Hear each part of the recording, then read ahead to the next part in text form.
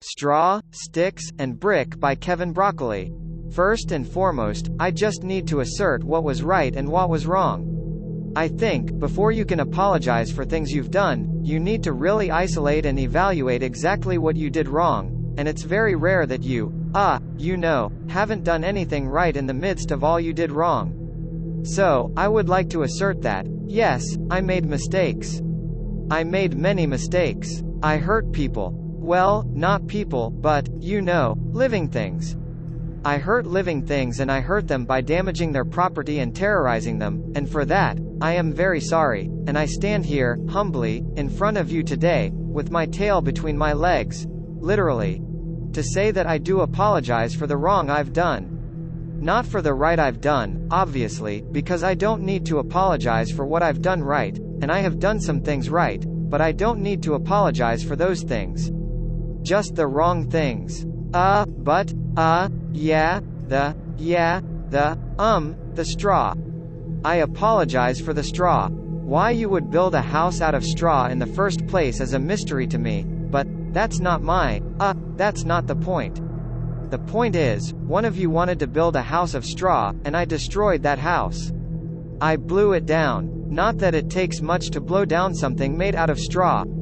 A strong wind could have blown it down. A gust. A breeze. You built the house fairly close to the ocean, so I expect there would have been a lot of sea wind coming off the coast, and that leads me to think your house wasn't long for this world anyway. But sure. Yes, I was the one who blew it down, and I have to own that, and so I do. I own it. I own it, and I apologize for it.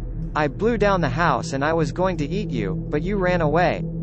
I don't think I should have to apologize for wanting to eat you, because that's, my nature, but I get how my nature and your existence don't jive, and I believe we should all be able to live together peacefully in this world. But I would like to remind you that eating, kale, isn't really an option for me, and, attempted murder isn't murder.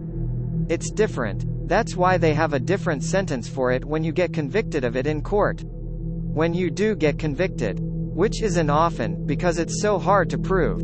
I mean, it's almost impossible to prove someone's intent, but, sure, I did attempt something, and for that, I am sorry, because that's wrong, and so is blowing down a flimsy house that was going to come down at any moment anyway because somebody didn't want to take the time to build their home properly with decent materials.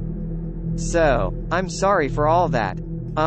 In regards to the sticks, I would like to say that I maintain sticks are only slightly harder to blow down than straw, but there was, yes, an intent there, to blow the house down. And to eat the owner of the house.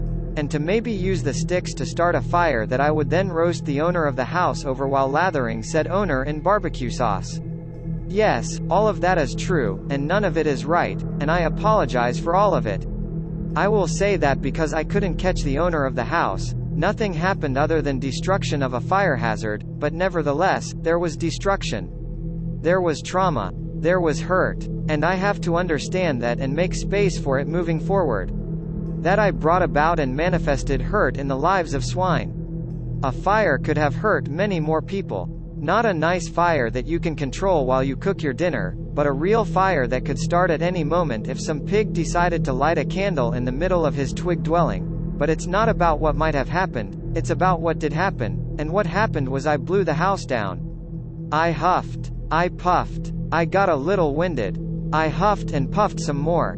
Down went the house. I own that. I didn't eat the pig because he ran away, because somehow pigs are terrible at building houses, but they are fantastic at running away from wolves, so that's fine. He ran, I chased.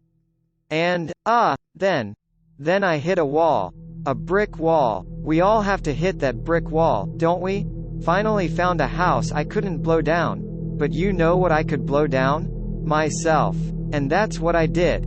I stood there and with all the breath in my furry body, I blew, and blew, and blew. But I could not blow that house down. And as I sat there, on the grass, the dew still fresh from morning, knowing that breakfast, lunch, and dinner was staring out a window from a brick house, mocking me, taunting me, and jeering at me, I knew I needed to take a good, hard look at my life and make some changes.